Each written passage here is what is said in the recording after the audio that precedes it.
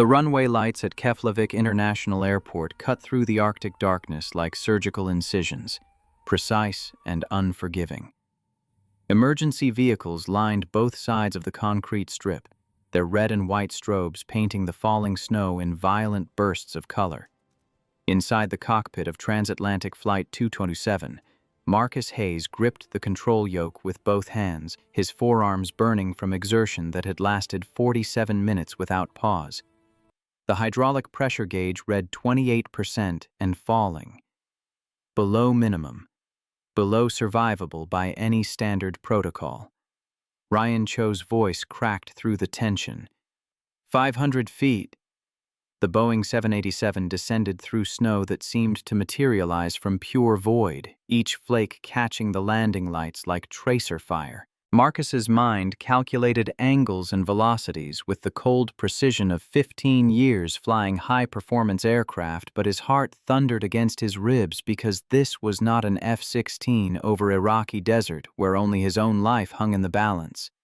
243 souls sat behind him in rows of blue fabric seats, their faces pressed to cold windows or buried in their hands, praying to gods in languages from every corner of the earth.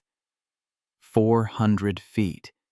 The threshold lights rushed closer, white paint on black asphalt expanding in his vision. 300 feet. Marcus pulled back on the yoke with everything he had left. The nose came up slowly, reluctantly, fighting him like a living thing that had given up wanting to fly. His shoulders screamed. Ryan pulled with him, both men straining against hydraulics that had already failed on the left side completely, forcing them to land with the right wing low and hope the aircraft didn't cartwheel into the foam trucks waiting like pallbearers at a funeral not yet begun. 200 feet. Marcus thought of Maya, 7 years old, gap-toothed smile, the way she said "daddy" when she was sleepy, stretching it into 2 syllables that sounded like a song. 100 feet. Ryan hit the PA. Brace for impact. Brace for impact. Brace for impact. 50 feet. The right main gear kissed the runway with a shriek of rubber against concrete that sounded like the earth itself crying out. The aircraft bounced, 20 feet back into the air, hung suspended for one impossible heartbeat, then slammed down again.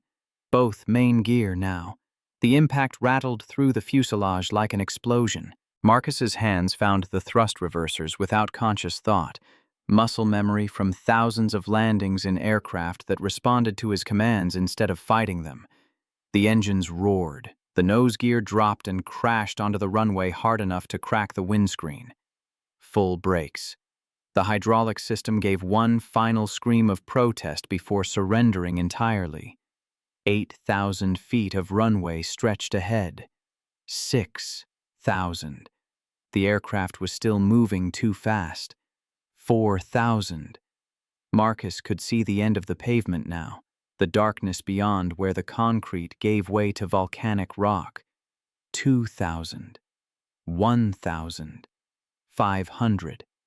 The aircraft slowed to a walking pace.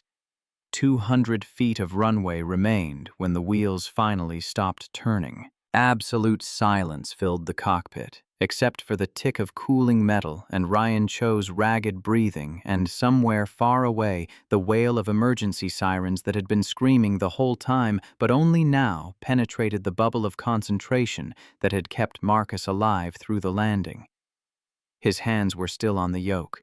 He could not seem to let go. Behind them, the cabin erupted into chaos that sounded like salvation.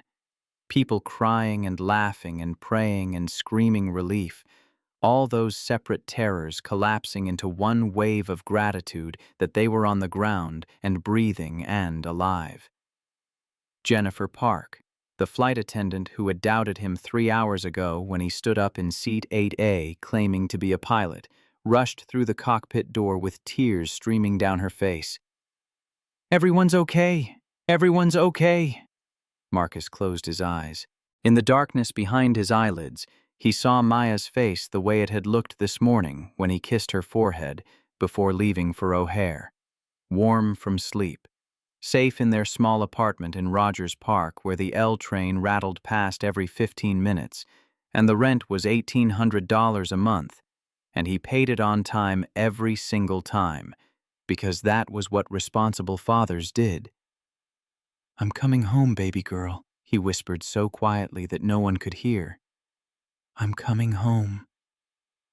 14 hours earlier, Marcus had been nobody. Just another tired traveler in cheap jeans and a Target sweater that had cost $19 on clearance, sitting in economy class trying to sleep through the overnight flight to London, where he would spend 2 days in client meetings that would determine whether his software engineering contract got renewed and whether he could keep paying for Maya's after-school program, and whether they could afford to replace the refrigerator that had started making a grinding noise last month that probably meant the compressor was dying.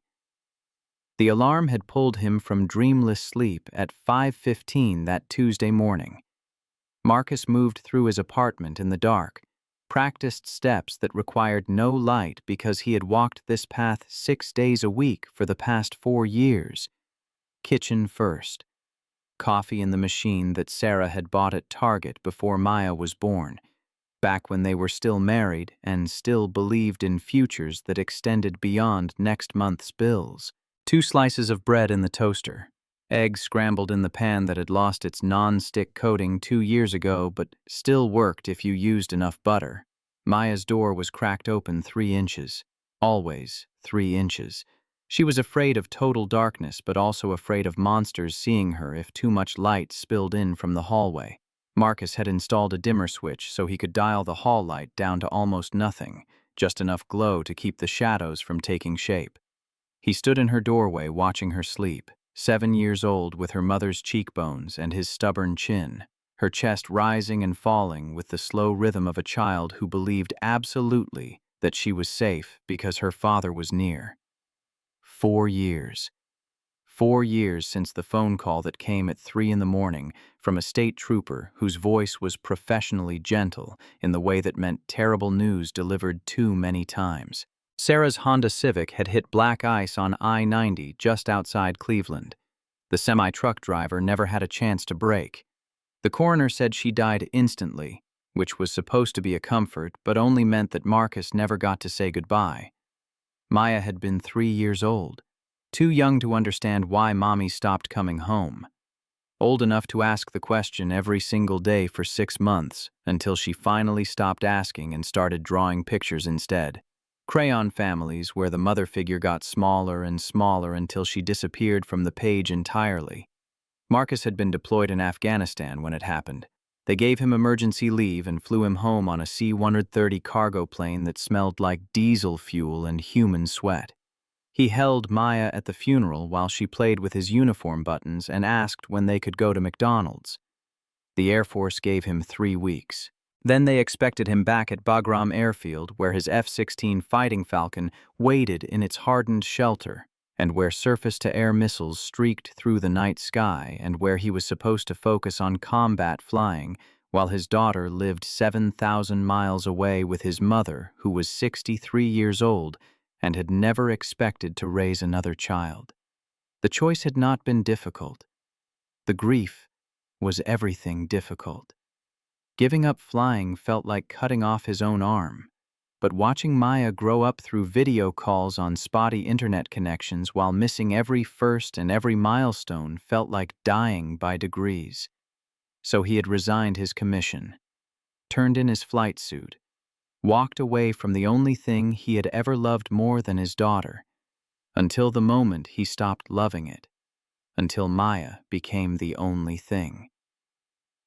This morning, she stirred when he kissed her forehead. Her eyes opened halfway, still fogged with sleep. "Daddy?" "Shh, baby girl, baby. Go back to sleep." "You leaving?" "Just for 2 days. Grandma's going to stay with you." Maya's face crumpled slightly. "I don't like when you leave." Marcus sat on the edge of her bed, careful not to crush the stuffed elephant that Sarah had given her for her 2nd birthday. "I know, but I'll call you every night before bed. I promise." "What if something bad happens?" The question landed like a fist to his chest. Maya asked it every time now, every business trip, every late night at work, every moment he was out of her sight. The therapist said it was normal for children who had lost a parent, this terror that the second one would vanish too. Nothing bad is going to happen. I'm going to get on a plane. I'm going to go to boring meetings. I'm going to come home on Wednesday. Same as always. Promise? Promise. How much do you love me? Marcus smiled despite the ache in his throat. Bigger than the sky. Maya giggled, the sound pushing back the shadows. That's not a real measurement. Sure it is. You learned about infinity in school, right? Yeah. Well, the sky goes on forever. That's how much I love you. Infinite. She seemed satisfied with this. Her eyes drifted closed again. Marcus stayed for another minute, watching her breathe, memorizing her face the way he had memorized every instrument in an F-16 cockpit back when he could name the function out of every switch and dial in the dark.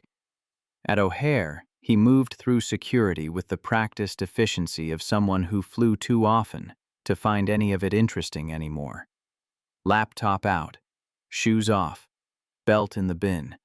The TSA agent barely glanced at his driver's license before waving him through. Gate Beheven. Boarding at 6:30 for a 7:15 departure that would put him in London at 9:40 local time. 8 hours of flying over an ocean that killed you in minutes if you went down and stayed conscious long enough to understand what was happening. Marcus did not think about that. He thought about the proposal on his laptop, the PowerPoint slides he needed to review, the client questions he needed to anticipate. He thought about Maya waking up in 2 hours and having breakfast with his mother Dorothy, who would make pancakes shaped like Mickey Mouse because that was what grandmothers did. He thought about anything except the fact that he was about to spend 8 hours sealed inside an aluminum tube at 37,000 feet, trusting his life to pilots he had never met and systems he could not control. Seat 8A. Window. Economy. $340 on his credit card that he would pay off over 2 months. The man in 8B was already asleep before takeoff, head lolled back and mouth open, snoring softly. The woman in 8C had her earbuds in and her eyes closed. Marcus stowed his bag in the overhead bin and settled into the narrow seat, his knees pressed against the seat back in front of him because he was 6'1" and economy class was designed for people 5 inches shorter. Before the cabin door closed, he pulled out his phone and opened the voice memo app. Maya liked to wake up to messages from him when he traveled. It made her feel less alone. His thumb hovered over the record button. What did you say to a 7-year-old when you were about to fly across an ocean in the middle of the night? How did you make promises you believed you could keep but knew the universe did not care about your intentions? Marcus hit record. Hey, baby girl. Daddy's on the plane now. I'll be home in 2 days, okay? You be good for Grandma. I love you bigger than the sky. He listened to it twice before sending. His voice sounded tired. He always sounded tired these days, working 50-hour weeks as a software engineer while being a single father to a 7-year-old, while trying to remember what it felt like to be something other than exhausted, left no energy for sounding anything other than exactly what he was. The flight attendants moved through their safety demonstration. Marcus watched with the attention of someone who had actually read the safety card, who knew that in a water landing, the life vest went on inside the cabin, and you did not inflate it until you were outside because an inflated vest could trap you against the ceiling as the fuselage filled with freezing ocean and you drowned in your seat with your lungs full of salt water and terror. But he did not think about that either. He thought about Maya and the project proposal and whether he had remembered to pay the electric bill before leaving. Normal thoughts. Safe thoughts. The thoughts of a man whose life was measured in school drop-offs and client meetings and grocery store receipts. The aircraft pushed back from the gate at 7:17, 2 minutes late. The engines spooled up with a sound like controlled thunder. Marcus felt the acceleration press him back into his seat as they rolled down the runway. felt the moment of transition when the wheels left the ground and the laws of aerodynamics took over from the laws of the road. Airborne. Committed. No turning back. He closed his eyes and tried to sleep. 3 hours into the flight, somewhere over Newfoundland where the last scattered lights of civilization gave way to the black expanse of the Atlantic, Marcus drifted in that shallow sleep that never quite silences the background awareness of where you are and what you are doing. His dreams were formless. Sarah appeared in them sometimes, not as she had been at the end, but as she had been when they first met, 22 years old and laughing at something he could no longer remember. Then she would fade, and Maya would be there instead. But Maya as a teenager, he had never met. Growing up in futures he could not predict. The turbulence woke him, not severe, just enough to rattle the overhead bins and set off a few nervous murmurs from passengers who did not fly often enough to know the difference between normal rough air and something worth worrying about. Marcus kept his eyes closed. He had flown through turbulence that flipped his F-16 inverted and sent him momentarily into 0G, where his organs floated inside his chest and his vision grayed out at the edges. This was nothing. Then the captain's voice came through the overhead speakers, and the tone was wrong, not panicked. Neil Brennan had been flying commercial aircraft for 30 years and knew better than to let fear bleed into his voice where 243 passengers could hear it, but strained.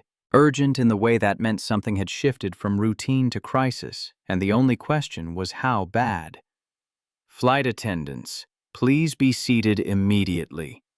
Around Marcus, the cabin stirred. The woman in 8C pulled out her earbuds. The man in 8B jerked awake, confused and disoriented.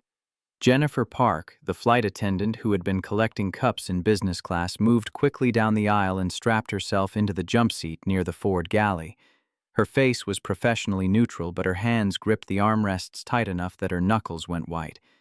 60 seconds of silence. Then the captain again. Ladies and gentlemen, we're experiencing a minor technical issue. If anyone on board has flight experience, please identify yourself to cabin crew. Marcus's eyes opened. His mind, still foggy with broken sleep, took a moment to process the words. Flight experience.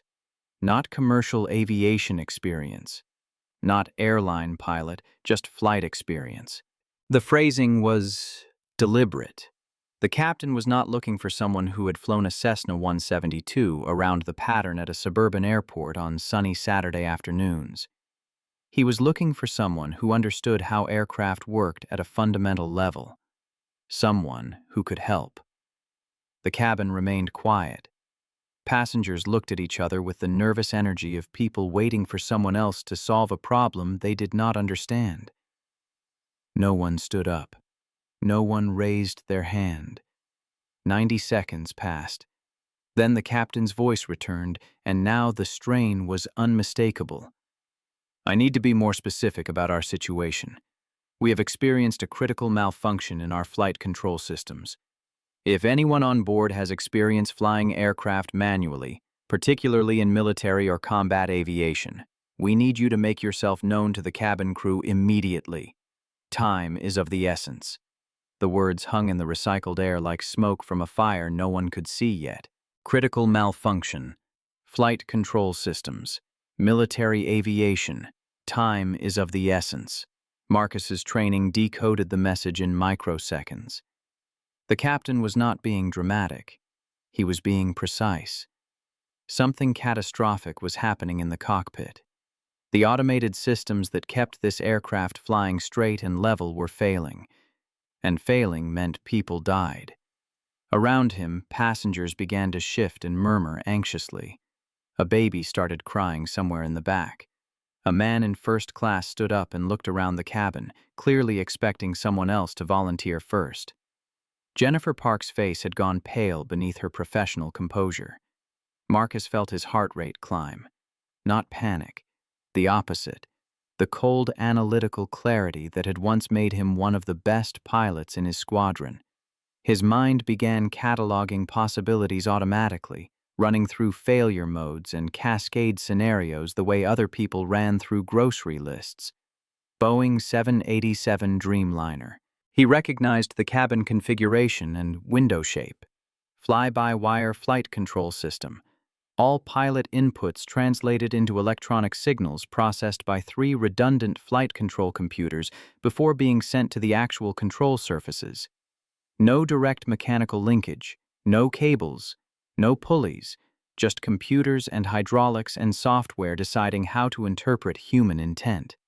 If those computers failed, if the redundant systems cascaded, if the backup protocols degraded past their minimum thresholds, then this aircraft would become 200 tons of aluminum and composite falling through 37,000 feet of empty air toward an ocean that stretched dark and infinite below.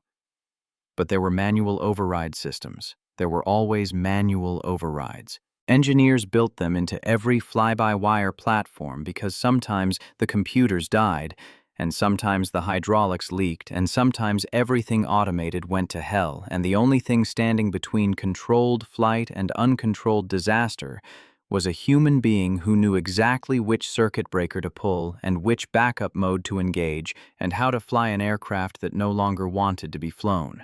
Marcus knew where to find those systems. He had flown aircraft with similar architectures, not identical. The F-16's flight control system was different in its particulars, but the principles were the same.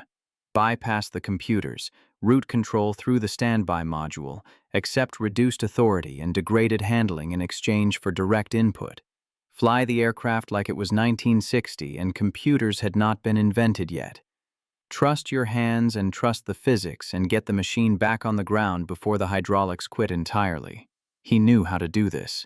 He had done it before. Not in a Boeing 787, never in a commercial aircraft, but in an F-16 over the Iraqi desert in 2015 when his primary flight control computer suffered a catastrophic failure and his backup went into degraded mode, and he had flown 90 miles back to base on the standby system with his hands cramped from the effort and his fuel gauge showing fumes and his wingman calling out altitudes because his instruments were lying to him.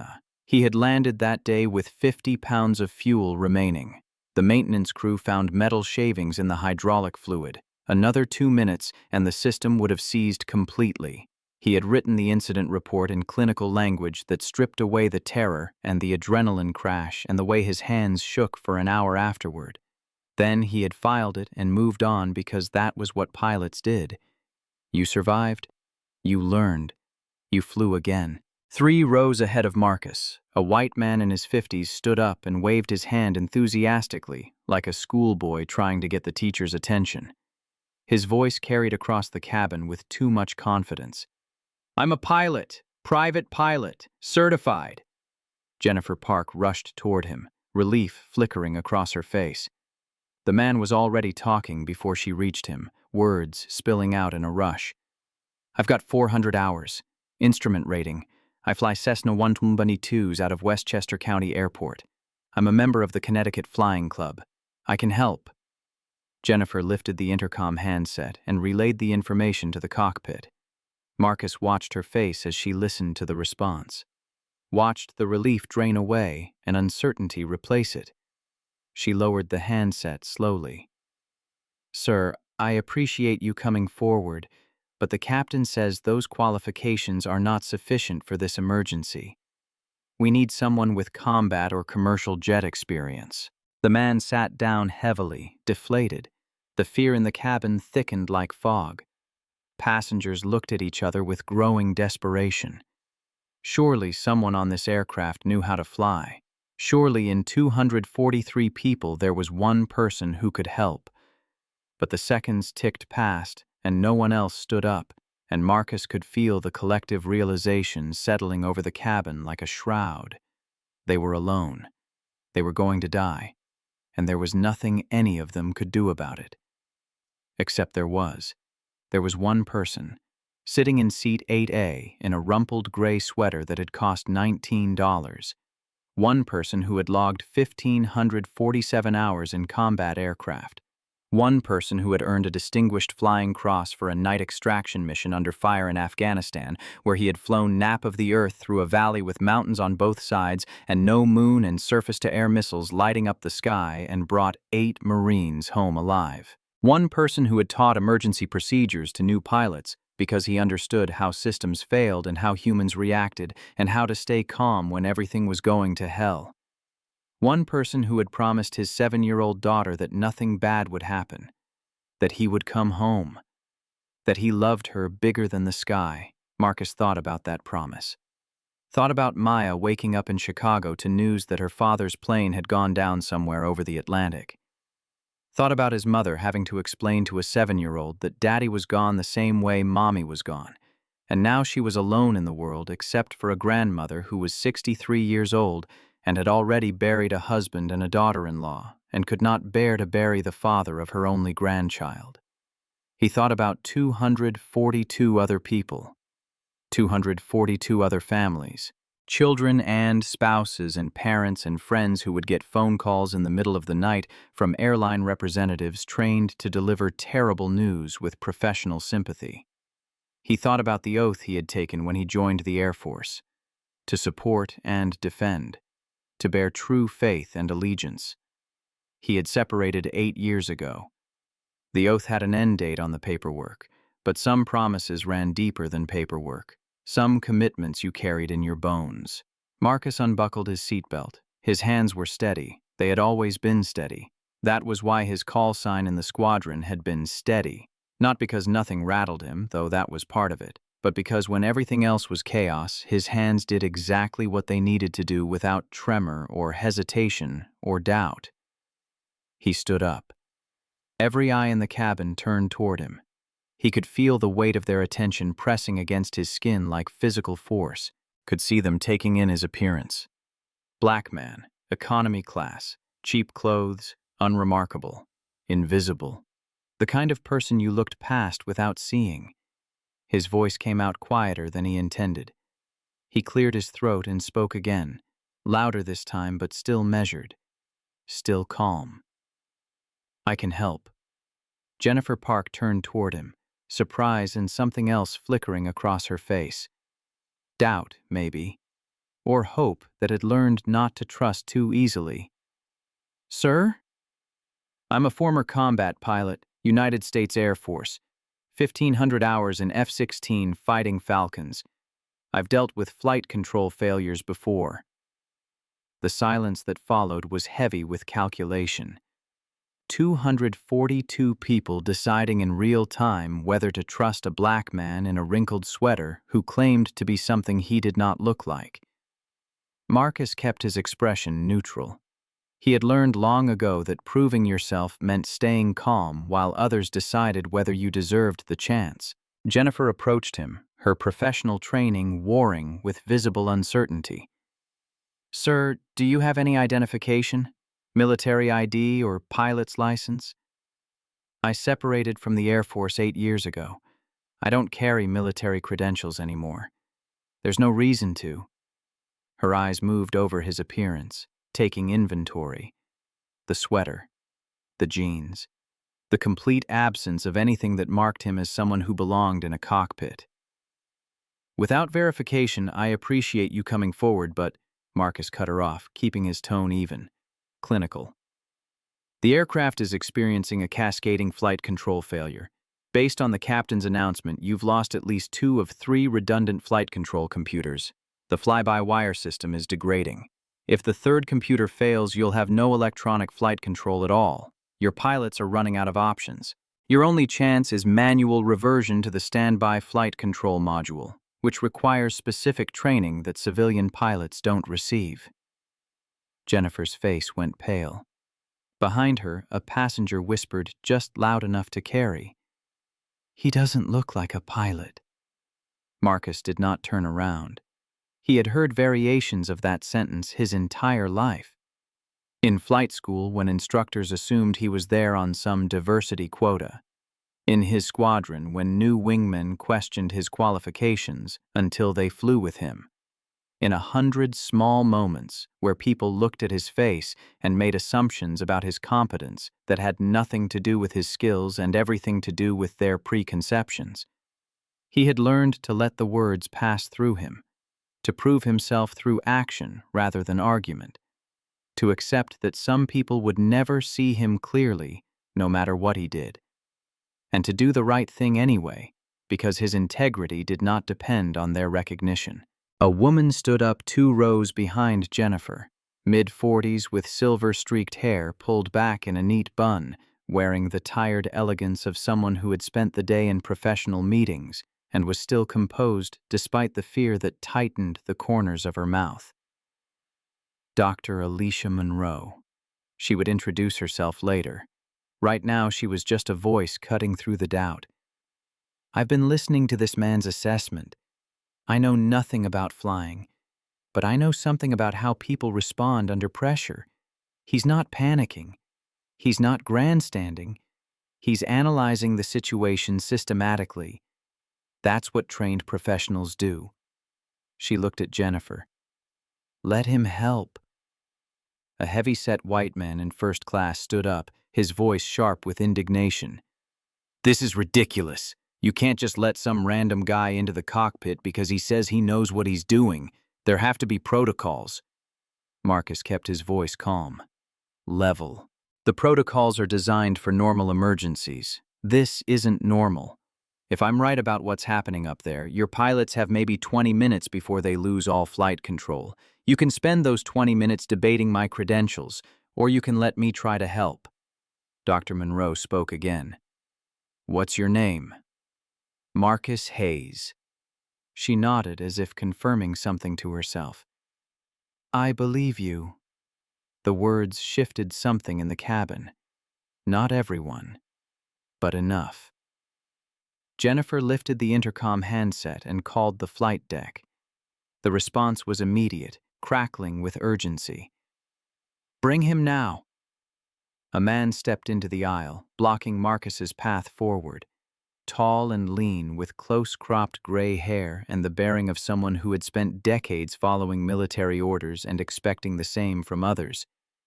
His eyes were hard, but not cruel. Assessing. I'm not letting anyone near that cockpit without verification. Navy. 22 years. I know what real military looks like, and I know what pretenders look like.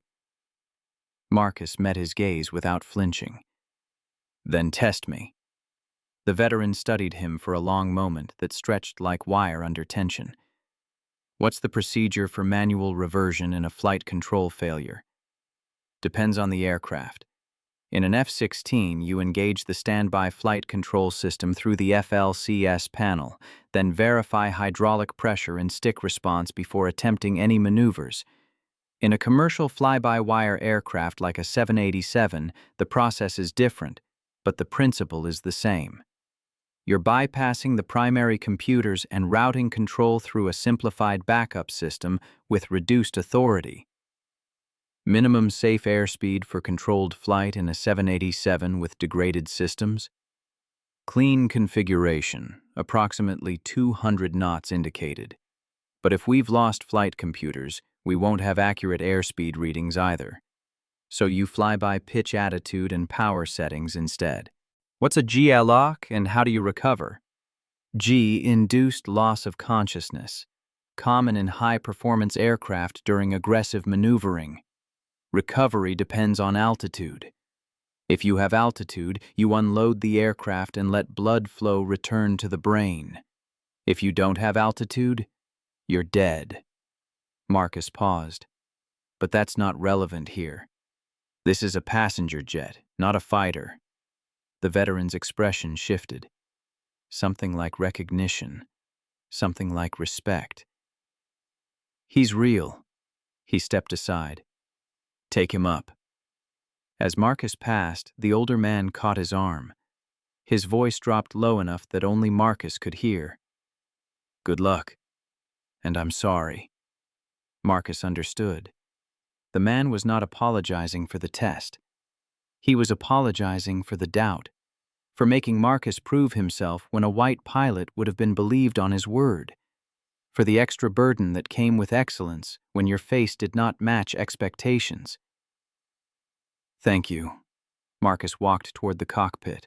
Passengers reached out as he passed, some touching his arm with desperate hope, others pulling back as if proximity to someone about to attempt the impossible might contaminate them with failure.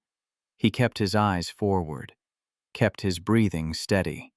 In his pocket, his phone held the last picture he had taken of Maya, her gap-toothed grin bright against the backdrop of their small kitchen. He had promised her he would come home safely. He intended to keep that promise.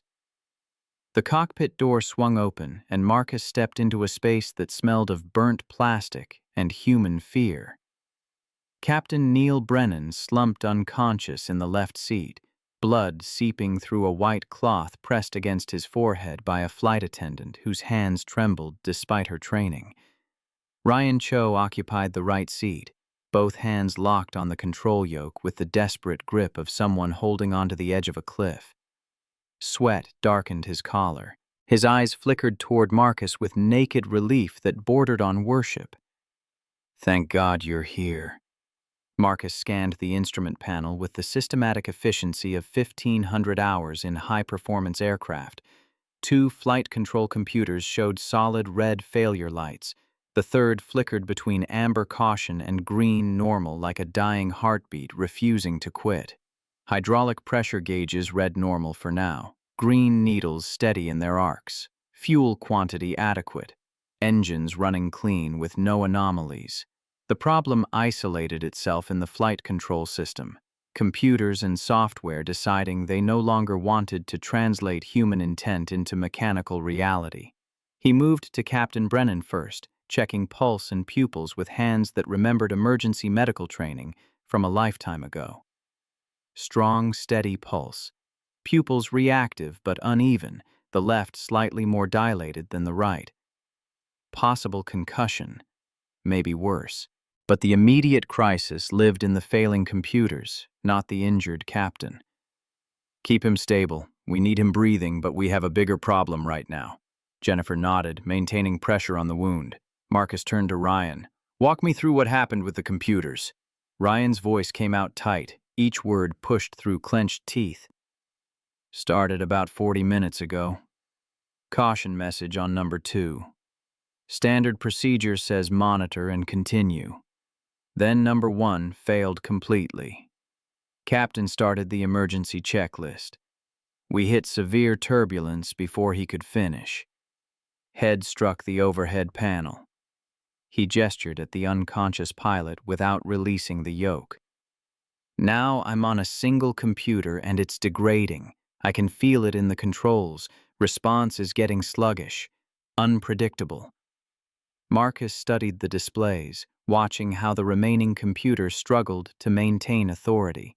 The Boeing 787's fly-by-wire system translated every pilot input through layers of software that interpreted intent and applied limits and decided how much control authority to grant based on airspeed and altitude and 1,000 other parameters.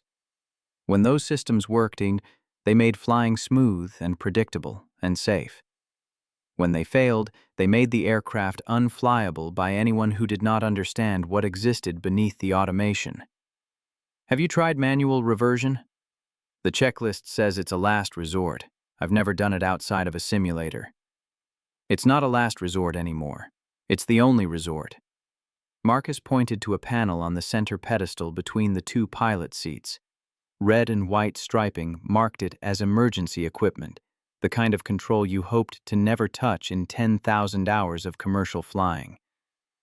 That's the standby flight control module.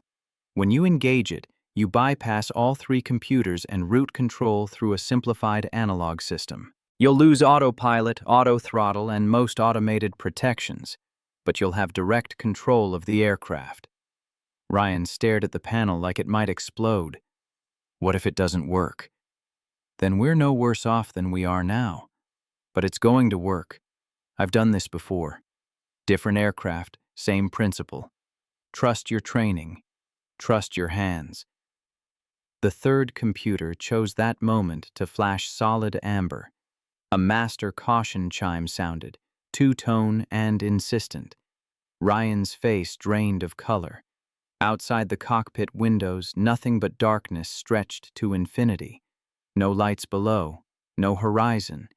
Just the endless, black Atlantic 37,000 feet down where the water temperature would kill them in minutes, even if they survived impact. Marcus did not think about the water. He thought about the procedure. Thought about his hands on an F-16 control stick over Iraqi desert when his own computers failed and staying alive meant trusting muscle memory and physics instead of automation. He talked Ryan through the steps with the calm precision of an instructor who had done this 100 times in simulators and twice in actual emergencies where people's lives depended on getting it exactly right. Disengage the autopilot. Ryan's hand moved to the disconnect switch. The autopilot dropped offline with a click that sounded like a door closing. The aircraft immediately began a shallow bank to the right as the degraded computer struggled to maintain level flight. Confirm hydraulic pressure. All three systems showing normal. Arm the standby flight control module. Ryan flipped the guard up on the red striped switch. His finger hovered over the button beneath like he was deciding whether to jump off a bridge. Marcus placed his hand on Ryan's shoulder, not pushing, just present, steady.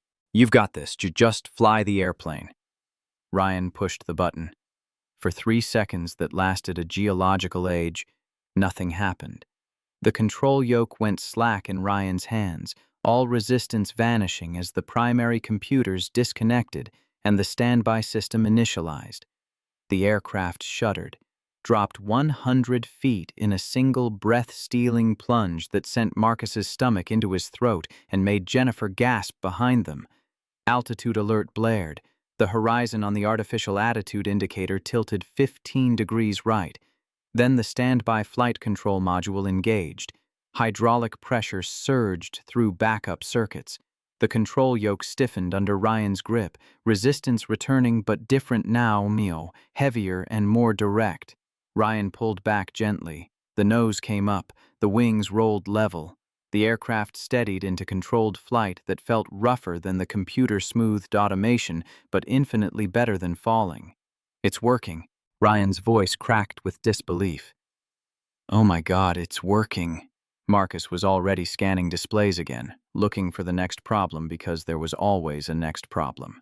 Hydraulic pressure read normal, but he noticed something that made his chest tighten. System 1 showed 98%. System 2 showed 97%. System 3 showed 96%, all within normal parameters, but all decreasing, subtle, maybe 0.5% every minute, maybe nothing, maybe everything. We need to divert. What's our nearest suitable airport? Ryan checked the navigation display with hands that still shook from adrenaline. Iceland, Keflavik International, about 2 hours at current speed. Can we make it? I don't know. The standby system isn't designed for extended flight, and we don't know what else might fail. Marcus ran calculations in his head. 2 hours. 120 minutes. If hydraulic pressure was dropping 0.5% per minute, they would be at 50% when they landed. Minimum safe pressure for normal operations was 60%. Below that, you entered degraded flight controls where every input required more force and precision degraded, and the margin between controlled flight and disaster compressed to almost nothing. But 50% was better than zero, and Iceland was better than the Atlantic. Tell Keflavik approach we're declaring an emergency. We need their longest runway, full emergency services standing by, and a lot of luck.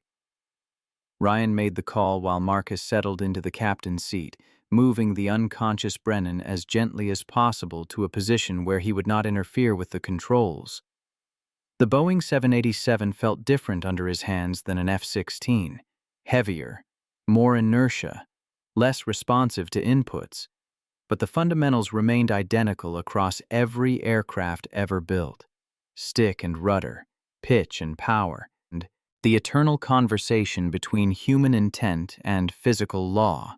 His phone vibrated in his pocket. He pulled it out, saw the screen showing a message notification from his mother. Maya had woken up asking about him, wanted to know when Daddy would call. Dorothy had told her soon. Marcus typed a quick response with one hand while his other stayed on the yoke. Tell her I'm okay. Flying got delayed, but I'll call as soon as I can. Love you both. He sent it before the rational part of his brain could stop him, before he could acknowledge that delayed was not exactly accurate and okay was optimistic at best. But what else could he tell them?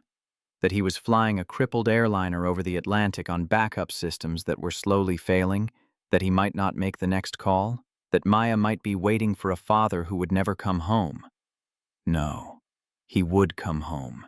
He had survived worse than this, had landed an F-16 with 50 pounds of fuel and failing hydraulics, had executed a combat extraction through a valley with mountains on both sides and missiles tracking his heat signature, had done impossible things when impossible was the only option available. This was just another emergency, another problem to solve, another promise to keep. The intercom from the cabin crackled to life.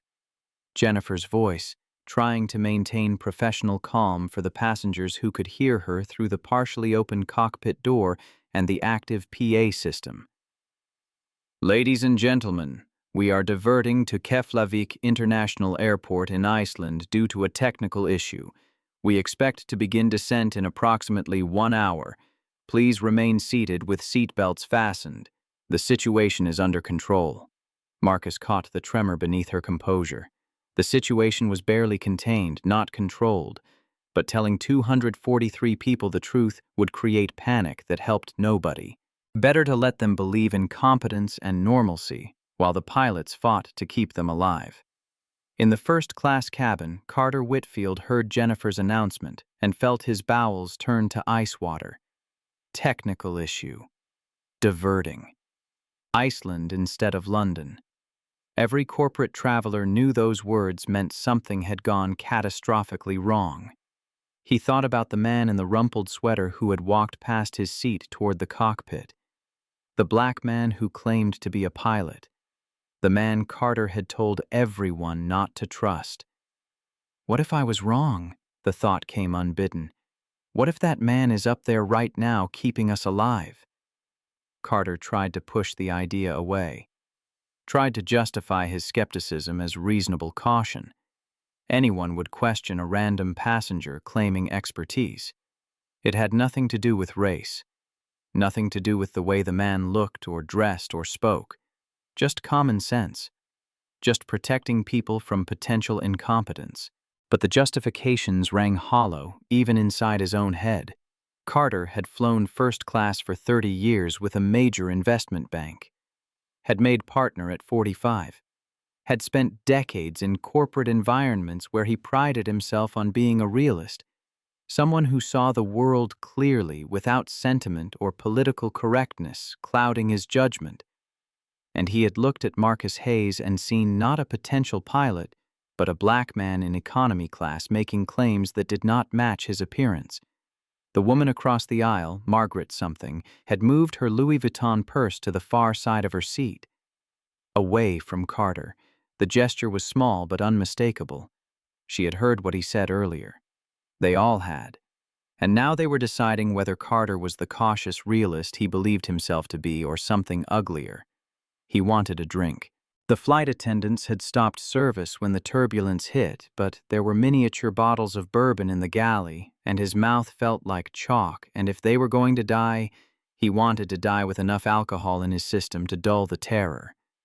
But getting up meant walking past the people who had heard him, meant facing their judgment. So, he stayed in his seat and gripped the armrests and tried to pray to a God he had stopped believing in 40 years ago. In the cockpit, Marcus flew. His hands found the rhythm of constant small corrections, inputs that kept the aircraft level and on course despite the degraded flight controls.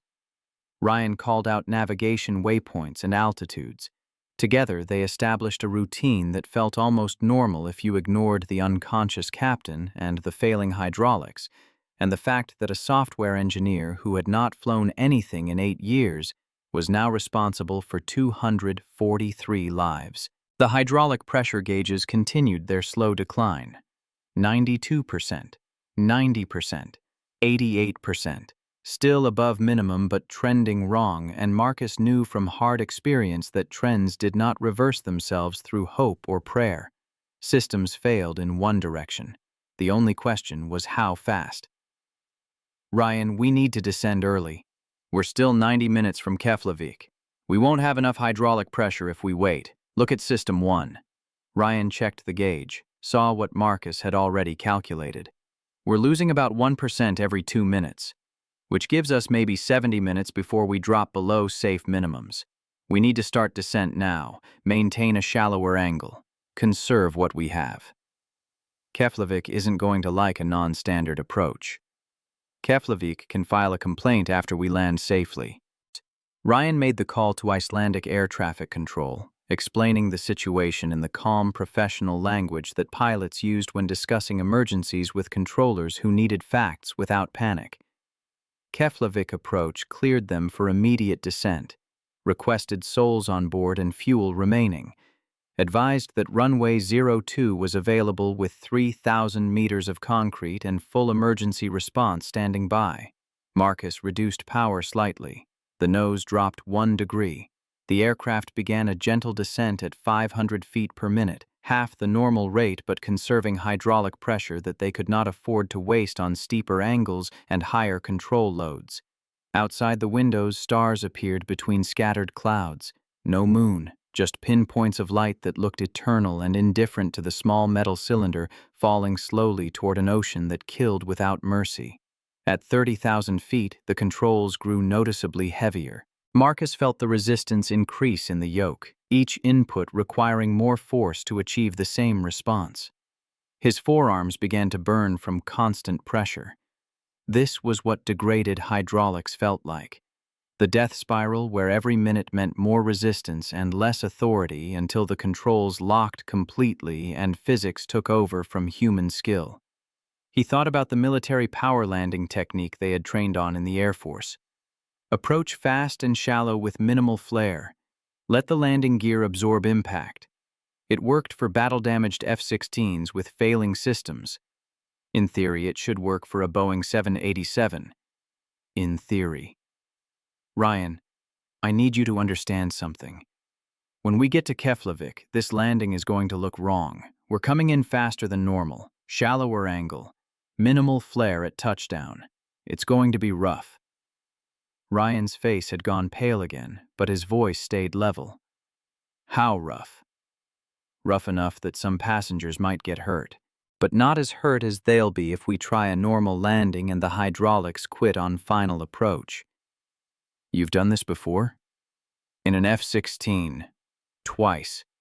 Once over Iraq. Once in Nevada during a training exercise when a hydraulic line ruptured. This isn't an F-16. No, it's bigger and heavier, but the physics are the same. At 25,000 feet, System 1 hydraulic pressure dropped to 75%. System 2 read 73%. System 3 showed 71%. All still above minimum, but all declining steadily, and Marcus could feel the degradation in how the aircraft responded to his commands.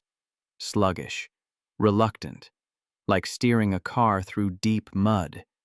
Dr. Alicia Monroe moved through the main cabin, checking on passengers with the professional calm of someone who had spent 20 years managing psychiatric crises and knew how to project confidence even when terror clawed at her own chest. She stopped at seats where people were crying or hyperventilating or gripping armrests with white knuckles, spoke to them in low voices, asked about their families, where they were going, what they would do when they landed. Small talk that grounded them in futures that assumed survival. A young mother in row 15 was trying to keep her 3-year-old son calm. The boy kept asking why the plane was shaking, why they were going to Iceland instead of London, why everyone looked scared. His mother had run out of comforting lies, and her own fear was bleeding through. Alicia knelt in the aisle beside them. "What's his name?" "Joshua." "Joshua, I'm Dr. Monroe.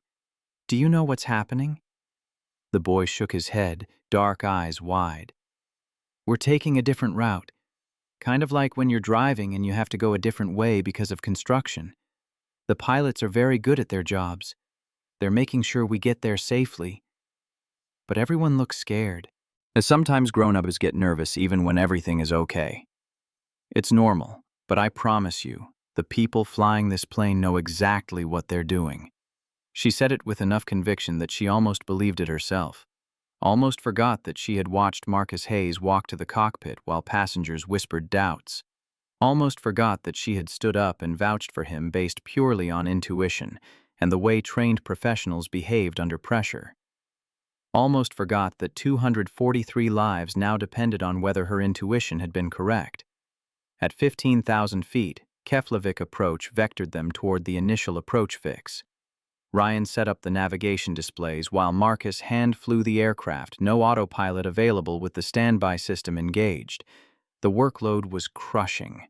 Monitor airspeed and altitude and heading. Manage power settings. Scan instruments for new failures. Fight the increasingly heavy controls. All while running calculations in his head about hydraulic pressure and descent rate and whether they would make the runway before the systems quit entirely. Hydraulic pressure read 62%, 4% above minimum for normal operations.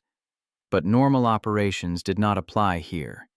They were flying on degraded systems with an injured captain and a co-pilot who had never experienced anything like this, and a passenger-turned-pilot who was making decisions based on 1,500 hours in fighters that weighed 1/10 what this Boeing 787 weighed. The first lights of Iceland appeared through broken clouds, scattered fishing villages along the coast, then the glow of Reykjavik on the horizon, civilization clinging to the edge of a volcanic island where tectonic plates pulled apart, and the Earth itself was still being born. Marcus had read somewhere that Iceland sat on the mid-Atlantic ridge where North America separated from Europe at the rate fingernails grew.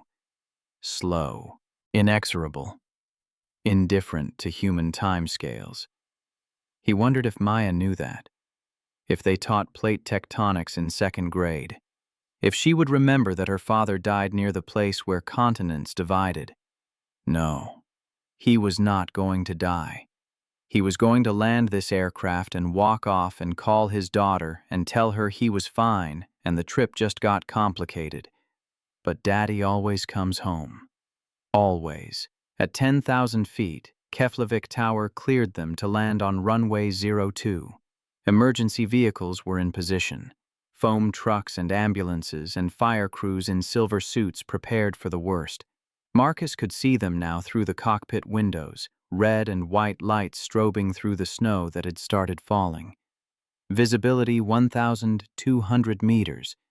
Crosswind 15 knots from 340. Below minimums for normal operations, but nothing about this was normal anymore. "Ryan, when I tell you to brace, hit the PA. Tell everyone." "Got it. And I need you to help me with the controls. Put your hands on the yoke. When we get below 500 feet, pull with me. The hydraulics are going to make this thing heavy." Ryan gripped the yoke with both hands. Marcus could feel the tremor in the co-pilot's arms transmitted through the control column they now shared. Fear and adrenaline and the knowledge that they were committed now. No go-around possible. One chance to get this right, or everyone died. Hydraulic pressure dropped to 58%, below normal minimums, into the red zone where commercial operations would never venture, but combat pilots went because sometimes you had no choice. The controls required both of Marcus's hands to move. Every input felt like arm wrestling someone stronger. His shoulders burned, his forearms cramped. He breathed through it the way he had breathed through G-forces that compressed his chest and hypoxia, that grayed his vision and fear that wanted to become panic, but never quite got there because panic killed pilots, and Marcus intended to stay alive. 5,000 feet. The runway was visible now, a long stripe of lights cutting through darkness and snow. Marcus configured the aircraft for landing. Flaps to 5 degrees, minimal extension to reduce hydraulic load. Landing gear down. 3 green lights confirmed all wheels extended and locked. The aircraft shuddered with the added drag. Hydraulic pressure 54%, dropping faster now with gear down and controls under heavy load. 3,000 feet. Marcus held the descent at 500 feet per minute, faster than normal but slower than disaster. The aircraft wanted to sink, wanted to descend at 1,000 feet per minute and overshoot the glide path and hit the ground short of the runway. He fought it with constant back pressure on the yoke, arms shaking from effort. 2,000 feet. Ryan called altitude. Marcus flew. Nothing else existed, not the passengers behind them, not the emergency vehicles below, not Maya sleeping in Chicago, or the life he had built, or the promises he had made. Just the aircraft and the runway and the physics that governed whether metal stayed in the air or fell to earth. 1,000 feet. Ryan, tell them to brace. Ryan hit the PA button. His voice echoed through the cabin, and Marcus heard it in his headset, and knew that in the passenger compartment people were leaning forward and grabbing their ankles and praying to every god humanity had ever invented. Brace for impact, brace for impact, brace for impact. 800 feet. The threshold lights passed below. They were over the runway now, committed, no turning back. Marcus held the shallow angle, fought every instinct that screamed at him to flare, to pull the nose up and bleed off speed and make this a gentle landing. But gentle required hydraulic authority they no longer had. 600 feet. The controls went heavy, almost immovable. System 1 hydraulic pressure read 48%. System 2 showed 46%. Below minimum. Deep into emergency territory. 400 feet. Marcus pulled back with everything he had. Ryan pulled with him. Together they barely moved the yoke. The nose came up slowly, reluctantly. The aircraft still descending, but the pitch angle increasing degree by painful degree. 200 feet. Marcus could see individual lights on the foam trucks now, could see the runway stripes, could see exactly where they were going to impact. 100 feet. He pulled harder, heard himself grunt with effort, felt something in his shoulder strain, did not care. The nose came up another degree, 50 feet. The main landing gear on the right side touched first because the crosswind had pushed them slightly right, and Marcus had not had enough control authority to fully correct. The right main gear compressed. Rubber shrieked against concrete with a sound like the earth screaming. The aircraft bounced, lifted 20 feet back into the air, hung suspended while physics decided whether they would fly again or fall. They fell. Both main gear hit simultaneously. The impact rattled through the fuselage like an explosion.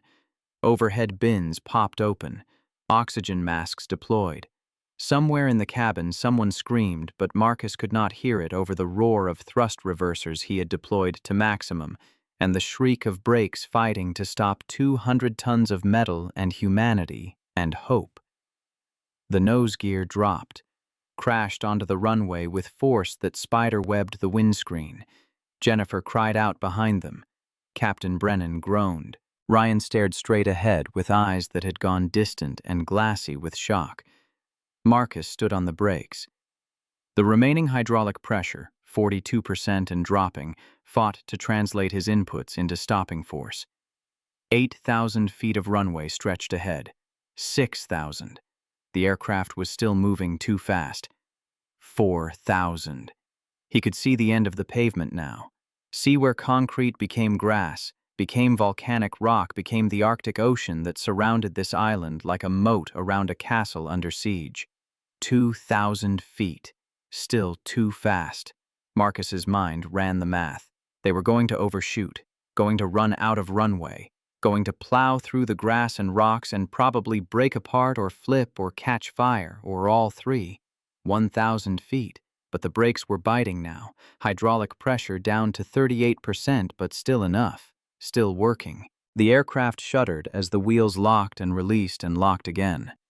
Anti-skid system cycling even on degraded hydraulics because Boeing engineers had designed redundancy on top of redundancy. 500 feet. Slowing. Finally slowing. Marcus could feel it now.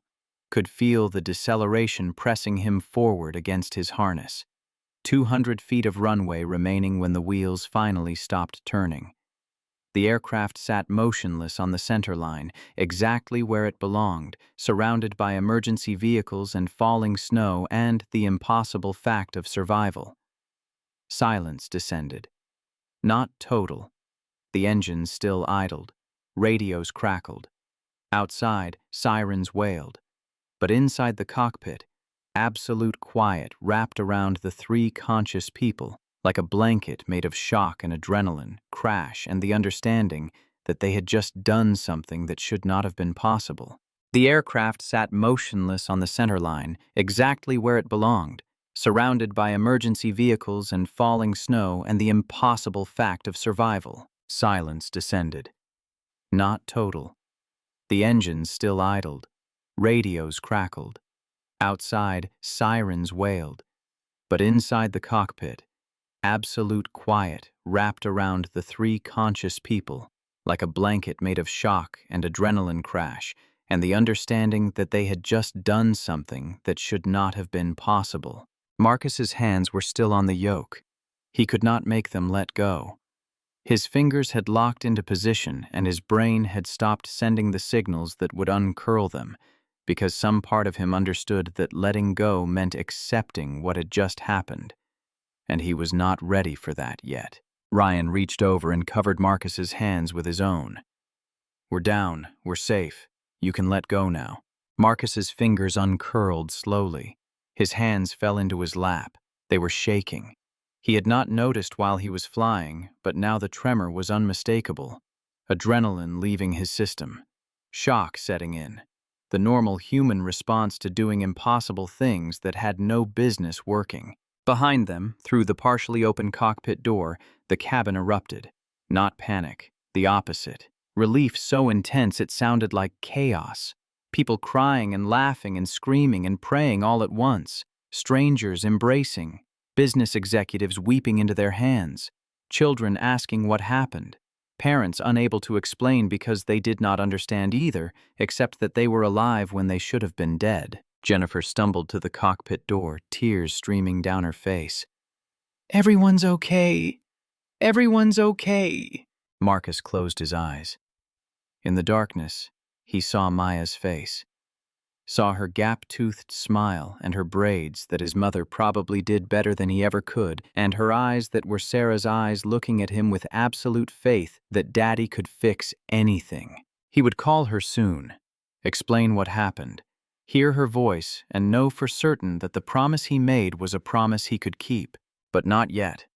First, there were paramedics and debriefings and officials who needed answers to questions he barely understood himself. Evacuation procedures began. Doors opened. Stairs rolled up to the aircraft. Passengers filed out into Icelandic snow and cold air that burned their lungs and felt like the most beautiful thing they had ever experienced, because it meant they were on the ground and breathing and alive. Medical personnel rushed past them toward the cockpit where Captain Brennan was regaining consciousness on a stretcher, confused and disoriented, but alive. Marcus helped guide the paramedics, explaining the head injury and the duration of unconsciousness and the signs he had monitored. One of the paramedics looked at him with questions forming, but Marcus cut him off. "I'm a passenger, just happened to have medical training." The paramedics' confusion deepened, but there was no time for explanations. They secured Brennan's neck and lifted the stretcher and carried him down the stairs into the waiting ambulance. Marcus stepped aside to let them pass. Ryan stood next to him, still pale but steady now, the crisis over and training reasserting itself. Airport officials were boarding.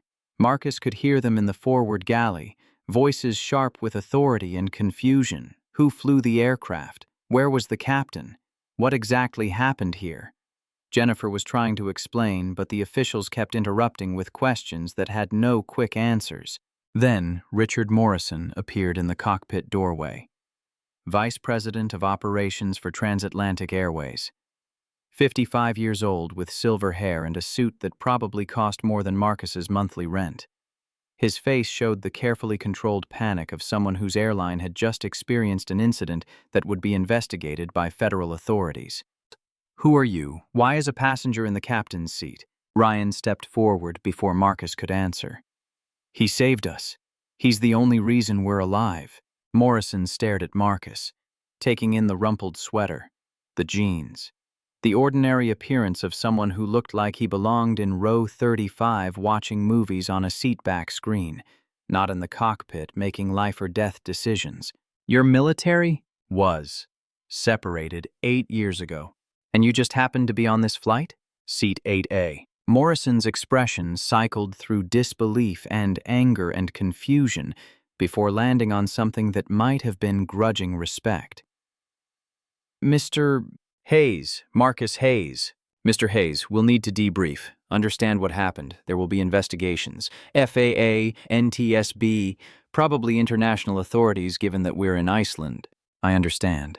The airline has arranged accommodation, hotel near the airport. You'll need to stay until we can arrange transport back to the States." Marcus nodded. His phone was in his pocket. Battery at 15%. Enough for one call. But the thought of hearing Maya's voice right now, of trying to explain what happened when he barely understood it himself, felt like too much weight on a foundation already cracked. Tomorrow. He would call tomorrow when his hands stopped shaking and his voice sounded like his own again. Marcus walked down the aisle toward the exit. Passengers lined the jetway, most of them already off but some still waiting their turn. They parted as he approached. Some reached out to touch his arm. A woman pressed a rosary into his palm, whispering in Spanish that God had sent him. A man simply nodded, respect shining in his eyes that had been filled with doubt 3 hours ago. Then Carter Whitfield stood in his path. The investment banker from first class. The man who had told everyone not to trust the black guy in coach claiming to be a fighter pilot. His face had gone gray. His earlier bluster had evaporated completely, leaving only the hollow shell of someone confronting the ugliness of their own prejudice. "I owe you an apology." Marcus stopped. Waited. He could have said many things. Could have pointed out the irony. Could have asked Carter how it felt to realize his racism had almost gotten 243 people killed. Could have made him feel smaller than he already did. But Marcus was tired. Bone-deep exhausted in ways that had nothing to do with physical effort and everything to do with the weight of proving yourself, over and over to people who should never have doubted you in the first place. "What I said up there about you, it was wrong, ignorant, cruel." Carter's voice broke. "It could have gotten people killed if they'd listened to me instead of trusting you." Marcus studied him for a long moment. The man was suffering. Good. He should suffer. Should carry this moment for the rest of his life. Should remember every time he looked at someone and made assumptions based on their face instead of their character. "Thank you. Learn from it." Marcus walked past before Carter could respond. Down the stairs, across the tarmac where emergency vehicles still clustered and personnel still moved with urgent purpose, even though the crisis had ended. Inside the terminal where harsh fluorescent lights made everything look too bright and too real after the darkness of the flight, he found the airline desk, confirmed the hotel arrangement, collected a key card. A shuttle waited outside to transport passengers to nearby accommodations. Dr. Alicia Monroe was on the same shuttle. She sat next to him without asking, and they rode in silence through the pre-dawn darkness of Iceland's volcanic landscape. At the hotel, she stopped him in the lobby. "I don't know your name yet, but I want you to know what you did tonight mattered." "Marcus Hayes, Alicia Monroe. I'm a psychiatrist. I've spent 20 years watching how people respond under pressure." She paused. "You're going to be tired tomorrow. More tired than you've ever been. Not from the flying, from the proving." Marcus nodded slowly. She understood. "Get some sleep, Marcus."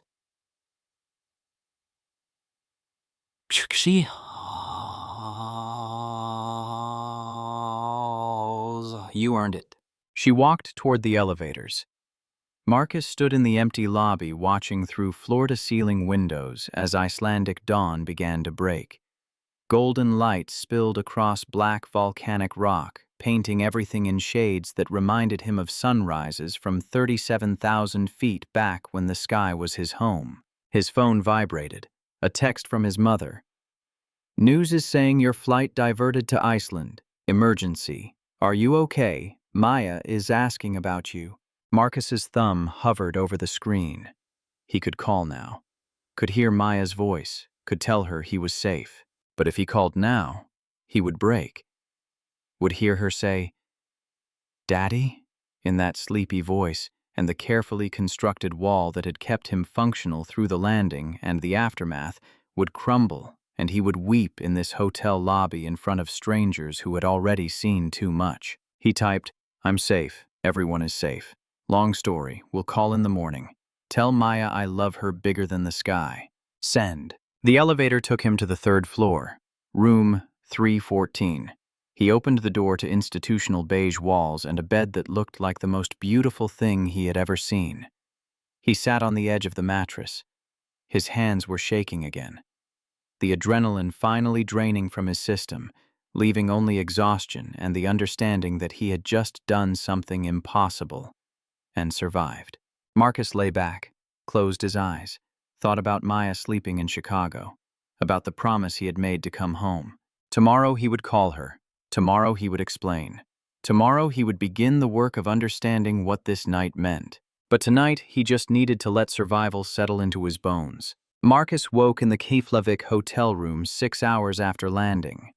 Sunlight slanted through thin curtains. His phone showed 8:47 a.m. Icelandic time. Chicago was 7 hours behind, 1:47 a.m.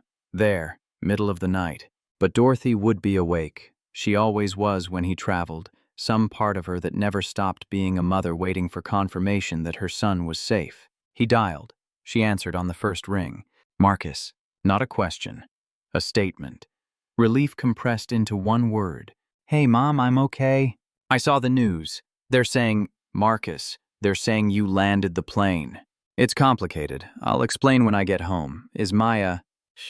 "She's asleep, but she woke up twice asking about you. She knows something happened." Marcus closed his eyes. "Can you wake her? I need to hear her voice." Rustling. Footsteps. Dorothy's soft murmur. Then Maya's voice, thick with sleep and worry. "Daddy?" The word broke something in Marcus's chest. He had to swallow twice before he could speak. "Hey, baby girl, I'm okay. Daddy's okay. Grandma said there was something on the news, about your plane. Yeah, we had some trouble, but everyone's safe now. We landed in Iceland instead of London." "Iceland? That's where the Vikings came from. We learned about it in school." Marcus laughed, actual laughter that felt like light breaking through clouds. Even now, even scared, Maya could find wonder in geography lessons. "That's right, that's exactly right. When are you coming home, Daddy?" "Soon, very soon. I just had to take a little detour." Silence on the line. Then Maya's voice, smaller now, younger. "Daddy, were you scared?" He thought about lying, about telling her everything had been fine and under control. But Maya deserved truth even when truth was hard. "A little bit, but I had something to come home to. I had you." "I'm glad you were there, Daddy. I'm glad you helped the people." "Me too, baby girl, me too." He stayed on the phone until she fell asleep again. Listened to her breathing slow and deepen. Heard his mother take the phone gently from Maya's hand. "Marcus? Hey, Mom?" "Son, I'm so proud of you." "Thanks, Mom. I'll be home as soon as they let me leave. Probably tomorrow." "We'll be waiting." The call ended. Marcus sat on the edge of the hotel bed holding his phone. Outside the window, Iceland looked like the surface of an alien planet. Black volcanic rock and steam vents and the raw bones of Earth still forming itself. He had promised Maya he would come home. He had kept that promise. Against hydraulics that failed and doubt that cut deeper than any system malfunction, he had kept that promise. Now he just needed to figure out what came next. 6 hours later, the story broke. CNN ran it first. grainy passenger footage showing Marcus walking down the aisle toward the cockpit while voices whispered doubts in the background. By the time Marcus boarded his rescheduled flight to Chicago 30 hours later, his face was on every news network in the Western Hemisphere. Former Air Force pilot saves 243 lives. Passenger hero lands crippled airliner. Software engineer's secret past prevents disaster. The headlines multiplied like cells dividing, each one trying to capture something that resisted easy summary. Marcus watched none of it. After the phone call, he had slept for 12 more hours, the kind of dreamless unconsciousness that came after adrenaline burned through your system and left only exhaustion in its wake. When he finally woke again, his phone showed 83 missed calls and 217 text messages. He ignored all of them except messages from his mother confirming Maya was fine and waiting for him to come home. The flight back departed at noon Icelandic time. First class this time, an upgrade that Marcus had not requested, but the airline insisted on with an urgency that suggested legal liability more than gratitude. He took the window seat and stared at the volcanic landscape falling away below. All black rock and steam vents and the raw bones of a planet still becoming itself. Iceland looked like what the Earth must have been before life complicated things, before humans built cities and airports and aircraft that flew too high and sometimes fell. The passenger in the seat next to him was a businessman in his 60s, Norwegian or Swedish based on his accent when he ordered coffee. He glanced at Marcus twice before recognition flickered across his face. "You're him, the pilot." Marcus kept his voice neutral. "I'm a passenger who used to be a pilot. Modest. American virtue, yes? In Europe, we would make statue." The man extended his hand. "Lars Johansson. I fly your airline often. Never had emergency.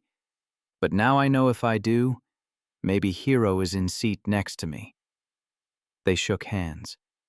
Marcus tried to smile, but it felt like wearing someone else's face. He was not a hero. Heroes were people who sought out danger to save others. Marcus had just been a man trying to get home to his daughter who happened to know how to fly when flying became necessary. Circumstance made heroes more often than character did. But he did not say that. People needed their narratives. Needed to believe that competence came from nobility instead of training, and that survival meant something beyond luck and physics. So he thanked Lars and turned back to the window and thought about Maya. O'Hare International Airport materialized through clouds 8 hours later, a sprawl of concrete and terminal buildings that looked beautiful because it meant home. Marcus had texted his mother from Iceland, told her not to bring Maya to the airport because media might be waiting, and he did not want his daughter exposed to cameras and questions she could not understand. Dorothy had agreed but sent a photo of Maya holding a hand-drawn sign that read "Welcome Home Daddy" in crayon letters that wandered across the page. The customs and immigration line moved slowly. Marcus stood between a family returning from vacation and a college student who kept glancing at him with that half-recognition people got when they thought they knew you from somewhere but could not place the context. Finally, the student's eyes widened. "Holy shit! You're the guy from the plane." Heads turned. People pulled out phones. Marcus kept walking, kept his expression neutral, kept moving toward the exit where his mother and daughter waited. A TSA agent recognized him and waved him through a side door to avoid the growing crowd. Marcus thanked her and escaped into the terminal where Dorothy stood with Maya pressed against her legs. Maya saw him and ran. 7 years old, with braids bouncing and her gap-toothed smile bright as sunlight, and her arms outstretched like she could fly if she just believed hard enough. Marcus dropped his bag and caught her, swept her up, held her tight enough that she squeaked. "Daddy, you're squishing me." He did not let go. Could not let go. She was real and warm and alive and smelled like the strawberry shampoo Dorothy bought at Target, and she was his daughter, and he had come home to her like he promised. I know. I know. Dorothy watched them with tears streaming down her face. She had seen the news, had spent 30 hours in agonized uncertainty between the first reports of an emergency diversion and confirmation that Marcus was safe. She had prayed harder than she had prayed since her husband died 15 years ago, had made bargains with God that she knew were foolish, but made anyway because what else could you do when your son was in danger 7,000 miles away? My boy. My brave, brave boy. That night, Marcus made dinner in their small apartment. Spaghetti with sauce from a jar and garlic bread and the green beans that Maya claimed to hate, but always ate when he mixed them with butter and salt. They sat at their small table with the L train rattling past outside and the refrigerator grinding its death rattle and everything exactly as it had been before, except that Marcus had almost died and now the ordinary felt extraordinary. Maya talked about school, about the science project on volcanoes that her friend Emma was doing and how Maya wanted to do hers on airplanes now because her daddy flew them.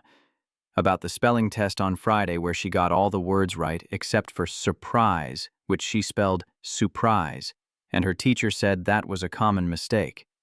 About the boy named Tyler who was mean at recess, but Maya told the playground monitor, and now Tyler had to sit on the bench for a week. Normal second-grade concerns, beautiful in their smallness. Marcus listened and asked questions and felt the weight of the past 2 days finally begin to lift because this was what mattered. Not headlines or interviews or strangers calling him a hero. Just his daughter telling him about her week while they ate spaghetti in their apartment that cost $1,800 a month. After dinner, he tucked her into bed with the door cracked 3 inches and the hall light dimmed to almost nothing. Maya's stuffed elephant sat propped against her pillow, one ear torn and restitched with thread that did not quite match. Daddy? Yeah, baby girl. On the news they said you saved people.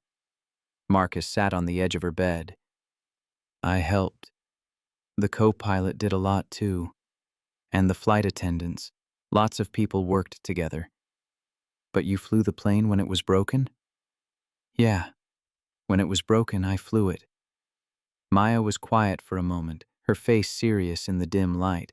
Were people mean to you? Before you helped them? The question landed like a fist. Marcus had tried to keep the details from her, had asked his mother not to let Maya watch too much news coverage. But 7-year-olds absorbed more than adults realized. Picked up on tones and silences and the things people did not say.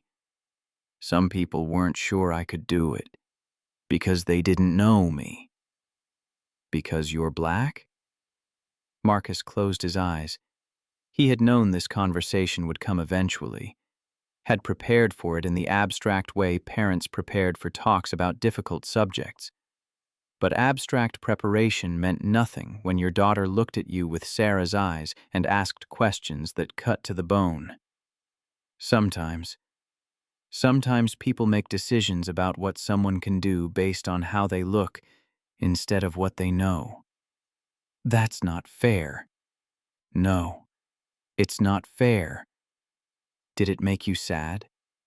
Marcus thought about Carter Whitfield's words echoing through the cabin, about Jennifer Park's hesitation when he volunteered, about the Navy veteran's test that a white pilot would never have faced, about all the small cuts that accumulated over a lifetime until you either bled out or learned to cauterize the wounds yourself.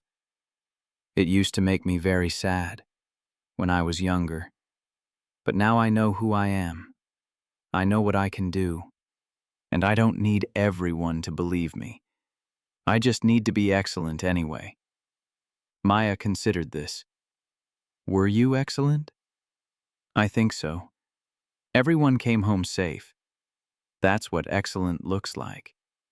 She smiled, gap-toothed and beautiful and fierce in the way children were fierce before the world taught them to be afraid. I want to be excellent too. You already are, baby girl. You already are. He stayed until she fell asleep. watched her chest rise and fall with the rhythm of breath that meant life continuing, thought about how close he had come to never seeing this again, never tucking her in, never hearing about spelling tests and playground disputes and volcano projects. The thought made his hands shake. 3 days later, the Federal Aviation Administration requested his presence at a hearing in Washington, D.C. The letter was professionally polite, but the subtext was clear. Come voluntarily, or we will make it mandatory. Marcus called his supervisor at Logitech Solutions and requested time off. His supervisor, who had seen the news and read the headlines, approved it immediately and told Marcus to take as long as he needed. The hearing room was institutional beige with fluorescent lights and a long table where 5 officials sat reviewing documents. Senator Patricia Valdez occupied the center position, a California Democrat who chaired the Aviation Subcommittee and had built her reputation on transportation safety. She gestured for Marcus to sit. Mr. Hayes, thank you for coming. We want to understand what happened on Flight 227 and whether there are systemic issues that need addressing. Marcus nodded. They walked him through the timeline. When he first became aware of the emergency, why he volunteered, how the verification process worked, what he found in the cockpit, the technical details of manual reversion, the hydraulic degradation, the landing sequence. He answered every question with the clinical precision of someone trained to debrief missions, stripping emotion from facts and leaving only the mechanics of what happened. Senator Valdez leaned forward. Mr. Hayes, in your opinion, could this emergency have been handled differently? The pilots did everything correctly given the information they had. Captain Brennan ran the appropriate checklists before he was injured. Co-pilot Cho maintained control under extreme circumstances. The flight attendants followed protocols. Everyone performed admirably. That's not what I'm asking. I'm asking about the verification process. You volunteered to help. You had the necessary qualifications, but there was hesitation. Doubt. Why do you think that was? Marcus chose his words carefully. Precisely. I believe multiple factors contributed. I was in economy class. I was dressed casually. I had no credentials with me to verify my background. He paused. And I'm black. I think that played a role in the initial skepticism. The room went quiet. One of the officials shifted uncomfortably. Another made a note on his legal pad. Senator Valdez did not look away. You're saying racial bias affected the response to a flight emergency? I'm saying unconscious bias exists. In everyone. The question isn't whether it exists. The question is what we do about it. Over the next 2 hours, they discussed protocols and database verification and how airlines could better identify passenger expertise in emergencies. Marcus described the Navy Veterans Test, the questions about FLCS panels and G-lock recovery, how verification based on knowledge worked better than verification based on appearance. The officials took notes, asked follow-up questions, debated among themselves about implementation and cost and whether this was a real problem or an isolated incident. Finally, Senator Valdez called for a vote. 4 of 5 officials supported developing new protocols. The dissenter argued that existing procedures were adequate and changing them would create unnecessary bureaucracy. But 4 votes was enough. Within 60 days, the FAA would draft guidelines for Emergency Expert Protocol, a database-linked system that allowed crew to verify passenger credentials in under 90 seconds, regardless of what they looked like or where they sat. Marcus left the hearing room and found Dr. Alicia Monroe waiting in the hallway.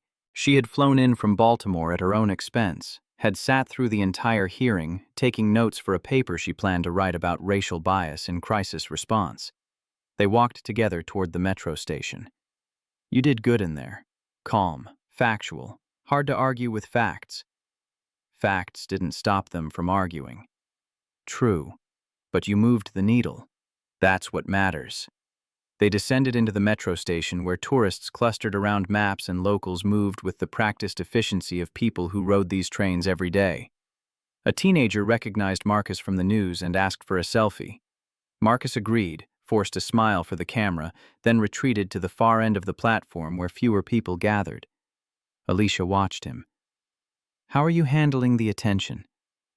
"I'm not. I'm just trying to get through each day until people forget and move on to the next story." "They won't forget this. You saved 243 lives. That's not forgettable." "I didn't save them, I just flew the plane." "That's the same thing." Marcus shook his head. "Saving implies choice, implies I could have walked away. But I couldn't. Not and live with myself. So I did what needed doing. That's different than heroism." The train arrived with a rush of displaced air and mechanical noise. They boarded and found seats near the back. Alicia pulled out her phone, showed Marcus an article from the Washington Post.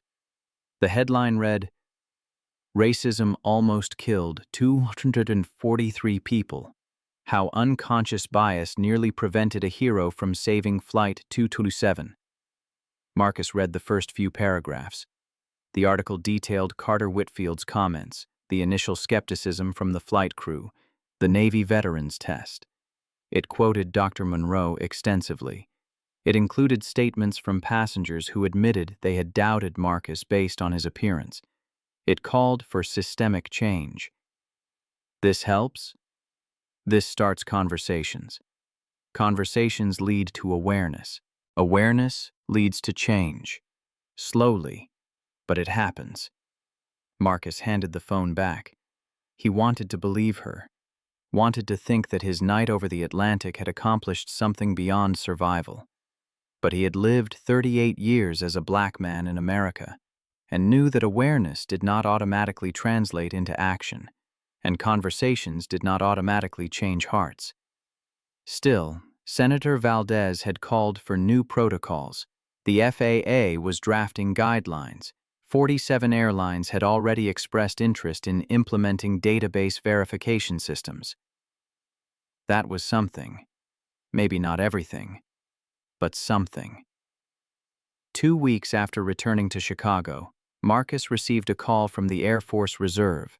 Colonel Sandra Martinez introduced herself as the regional recruiting coordinator and asked if Marcus had considered returning to service in a reserve capacity. 1 weekend per month, plus 2 weeks per year. He could maintain his civilian job, stay close to Maya, but fly again with the skills that had never really left him. Marcus sat in his apartment listening to the L train rattle past and thought about what that would mean. Thought about putting on a flight suit again after 8 years. About climbing into a cockpit and feeling controls respond to his touch. About being Captain Hayes instead of Marcus, the software engineer who left work early for parent-teacher conferences. Can I think about it? Of course, take your time. But Hayes, the Air Force needs pilots who can handle the unexpected, who stay calm when systems fail, who bring everyone home. That's you. That's always been you. After she hung up, Marcus sat at his kitchen table with the bills spread out in front of him. Rent, electricity, Maya's after-school program, groceries, insurance, car payment on the 10-year-old Honda that barely ran but was paid off, so he kept nursing it along. The reserve position would add income. Not much, but enough to matter. Enough to fix the refrigerator and maybe start a college fund and buy Maya new shoes when she needed them, instead of waiting for the Goodwill sale. But it was not about money. It was about identity. About the question Maya had asked him the night he got home. Were you excellent? And whether he could be both things at once. The father who made spaghetti and checked homework and scheduled play dates, and the pilot who understood how aircraft worked and could save people when systems failed. He pulled out his phone and called his mother. "Mom, if I flew 1 weekend a month, could you watch Maya?" Dorothy was quiet for a long moment. "You're thinking about the reserve?" "Yeah." "You miss it. Flying." "I do. But I left for a reason. Maya needed stability. Needed a father who was here. She still needs that. But Marcus, baby, you can be both. You don't have to choose between being a father and being who you are. The words settled into his chest like stones finding their resting place. You don't have to choose. He had spent 8 years believing the opposite, believing that flying and fatherhood were mutually exclusive, believing that keeping Maya safe meant giving up the thing he loved second most in the world. But maybe that had been wrong. Maybe the choice had always been false. What should I tell her about why Daddy's leaving one weekend a month? Tell her the truth, that you're good at something important, that the country needs people who are excellent at what they do, that you can love her bigger than the sky and still fly through it. Marcus called Colonel Martinez the next morning and accepted the position. Within 30 days, he was back at Wright-Patterson Air Force Base in Ohio for requalification training. The C-130 Hercules was different than the F-16 he had flown before. Bigger, slower, transport instead of fighter. But the fundamentals remained constant. Stick and rudder, pitch and power. The eternal conversation between human skill and physical law. His instructor was a captain half his age who had heard about Flight 227 and treated Marcus with the deference usually reserved for legends. Marcus deflected it, focused on learning the systems, studied the manuals, flew the simulators until muscle memory replaced conscious thought. At the end of 6 weeks, he passed his check ride and received orders to fly with the 314th Airlift Wing out of Little Rock Air Force Base. His first weekend drill fell on Maya's 8th birthday. He had promised to be there, had told her he would only miss important events in genuine emergencies. An 8th birthday qualified as important. So he arranged to fly down Friday night after work, drill Saturday and Sunday, then fly back Sunday night in time for Maya's party on Monday, which was a teacher-in-service day, and Maya had no school. The plan worked until Sunday afternoon when the C-130 developed hydraulic issues during a training mission. Nothing critical, nothing that endangered the aircraft.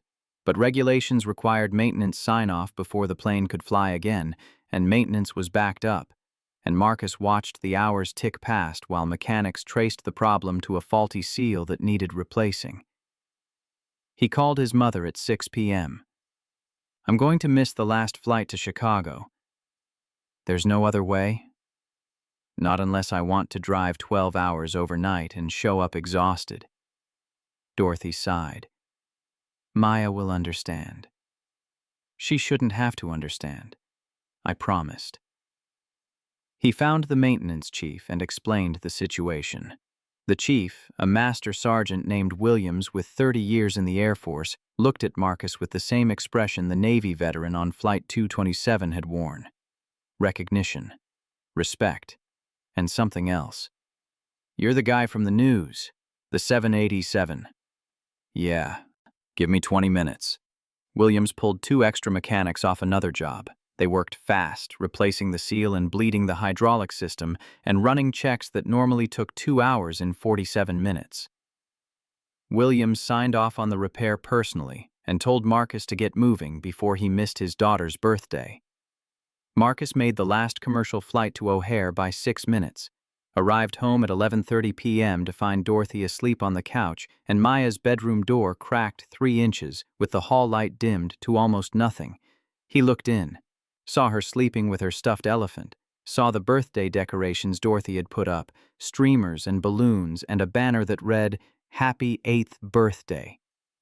Maya, in letters that probably cost more than his mother could afford, but she had bought them anyway because grandmothers did things like that. He did not wake her, just stood in the doorway watching her breathe and thinking about the master sergeant who had pulled extra mechanics and rushed the repair because he understood that promises to children mattered more than regulations about standard timelines. Monday morning, Maya woke up to find her father making pancakes shaped like airplanes. Not Mickey Mouse like Dorothy made. Airplanes with wings and tails and fuselages formed from batter poured carefully into patterns Marcus had sketched on paper, first to get the proportions right. "Daddy, you came home." "Of course I came home. I promised." They ate pancakes at the table while Dorothy took pictures on her phone, and the L train rattled past and everything felt exactly as it should. After breakfast, they walked to the park near their apartment, the same park where Marcus used to push Maya on the swings when she was 3 and still asked every day when Mommy was coming home. Now Maya was 8 and tall enough to pump the swing herself, but she still liked when Marcus pushed her, liked the rhythm of it. The back-and-forth motion that felt like flying must feel if you were a bird or a pilot or a little girl with a father who knew how to make you soar. "Daddy, Miss Chen said there's going to be a scholarship with your name." Marcus had heard about this. Passengers from Flight 227 had started a fund, collected donations, set up a foundation to provide flight training scholarships for minority students who wanted to become pilots but could not afford the $50,000 it typically cost to get a commercial license. They had raised $500,000 in 6 months, planned to award 12 scholarships per year. "It's not named after me, it's named after the flight." "But you saved the flight." "I helped save the flight. Lots of people helped." Maya pumped her legs, gaining height. "Daddy, when I grow up, I want to be a pilot, like you." The words hit Marcus harder than turbulence, harder than hydraulic failure, harder than anything except the phone call 8 years ago telling him Sarah was dead. Because Maya wanting to be a pilot meant she had been watching, learning, absorbing the message that her father had tried to hide, that flying mattered to him in ways that software engineering never would. "You can be anything you want, Maya." "But will people believe I can? Because I'm black and a girl?" Marcus stopped pushing, came around to face her, knelt down so they were eye level, even though she was still swinging gently back and forth. "Some people will believe you. Some people won't. That's not about you. That's about them and the limits they put on their own thinking. What do I do about the ones who don't believe? You show them. You become so good they have no choice but to believe. You study harder, train better, learn everything, and when they doubt you, you prove them wrong with excellence." Maya's face was serious, thinking, processing. "Like you did, like I did, like lots of people do every day." "Is it hard, being excellent when people don't think you can?" Marcus thought about Carter Whitfield and Jennifer Park and the Navy Veterans Test. Thought about every time someone had looked at him and seen something less than what he was. Thought about the weight of constant proof. Yeah, it's hard. But you know what's harder? What? Not being excellent, not trying, letting other people's doubt become your doubt. That's the hardest thing. So you stay excellent, you stay true, and you remember that you don't need everyone's permission to be amazing. You just need to be amazing anyway. Maya grinned, gap-toothed and fierce. "Bigger than the sky, Daddy?" "Bigger than the sky, baby girl. Always." 1 year after Flight 227, Marcus stood on a stage at the Smithsonian National Air and Space Museum in Washington, D.C. Behind him hung a massive photograph of a Boeing 787 on approach to Keflavik, emergency vehicles visible below. In front of him sat an audience of pilots and engineers and aviation safety experts who had come to hear him speak about crisis management and human factors and the intersection of competence and perception. Maya sat in the front row next to Dorothy. 8 years old now. Her birthday had been 6 months ago, celebrated with airplane-shaped pancakes and a promise that Daddy would always come home. She wore a dress she had picked out herself and the necklace Dorothy had given her that had belonged to Sarah. Marcus had returned to flying. Not full-time. He still worked as a software engineer, still picked Maya up from school, still made spaghetti on Tuesday nights. But 1 weekend a month, he flew C-130s with the Air Force Reserve out of Little Rock. Humanitarian missions mostly. Earthquake relief to Guatemala. Medical supplies to remote Pacific islands. The kind of flying that helped instead of fought. The kind that let him be both things, pilot and father, without choosing. Maya had asked him once, during a phone call from a reserve weekend, whether he missed the F-16. He had told her the truth, sometimes. But the C-130 let him save people in different ways, and that mattered just as much. Marcus had tried to prepare her for this event, tried to explain why people wanted to hear him talk about something that happened a year ago. Maya had listened carefully and then asked the question that cut through all the complexity. "Are you nervous?" "A little." "Don't be. You're excellent, remember?" Now he stood at the podium looking out at the audience and thought about that conversation, about a daughter who believed in her father's excellence because she had seen it demonstrated not just in crisis, but in the daily work of showing up and staying present and loving her bigger than the sky. Marcus began. "A year ago, I was just a software engineer trying to get to a business meeting in London. I had given up flying, had walked away from the one thing I loved most in the world except my daughter. I thought I had to choose between being a pilot and being a father. I thought choosing one meant abandoning the other." He paused, let the words settle. "I was wrong. Flight 227 taught me that we contain multitudes, that excellence in one area does not require abandoning excellence in another, that the skills we think we have left behind never really leave us. They wait, ready to be used when circumstance demands." He talked about the emergency, the technical details, the manual reversion procedure and the degraded hydraulics and the landing that should not have worked but did. He talked about Carter Whitfield without using his name, about the doubt and the testing and the weight of proving yourself when you should not have to prove anything. And then he talked about what came after, the FAA protocols now implemented by 47 airlines worldwide, the scholarship fund that had awarded 38 flight training scholarships to minority students who might otherwise never have had the opportunity, the conversations about bias that were happening in flight schools and airlines and cockpits across the industry.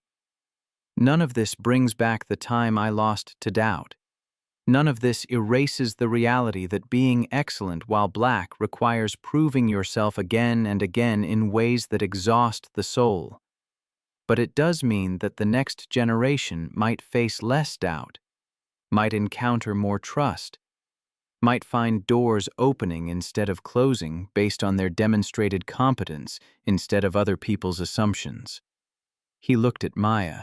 She was listening intently, hands folded in her lap, completely present in the way children were present before self-consciousness taught them to perform attention instead of giving it. "My daughter wants to be a pilot.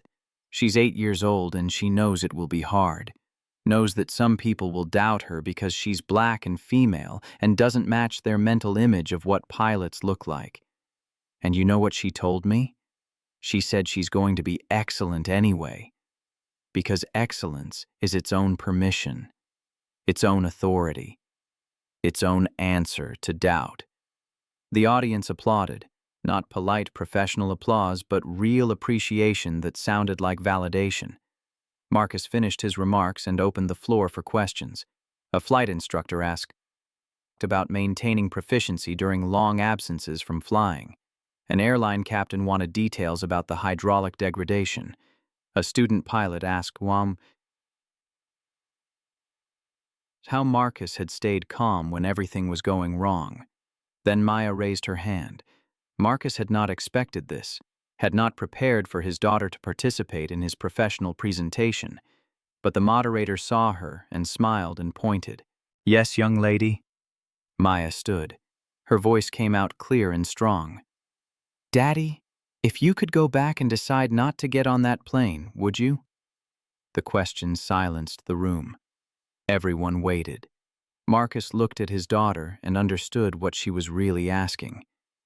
Would you choose differently if you knew what was coming? Would you avoid the crisis and the doubt and the weight of proving yourself? Would you take the easier path? "No, baby girl, I wouldn't change anything. Because everything that happened, the emergency, the doubt, even the hard parts, all of it mattered. All of it led to something better, to protocols that will help other people, to scholarships that will change lives, to you understanding that your daddy can be both things at once. So no, I wouldn't change it. Maya smiled, sat back down. The audience applauded again, and Marcus realized that this was the moment that mattered, not the landing in Iceland, not the headlines or the FAA hearing or the protocols being implemented. This moment. His daughter asking the hard question and him answering with truth instead of comfort, teaching her that difficult things were worth doing, that being excellent while facing doubt was exhausting but necessary, that you did not run from crisis, you flew straight through it and came out the other side changed but not broken. After the event, they walked through the museum. Maya wanted to see the Wright Flyer and the Spirit of St. Louis and the Apollo 11 command module.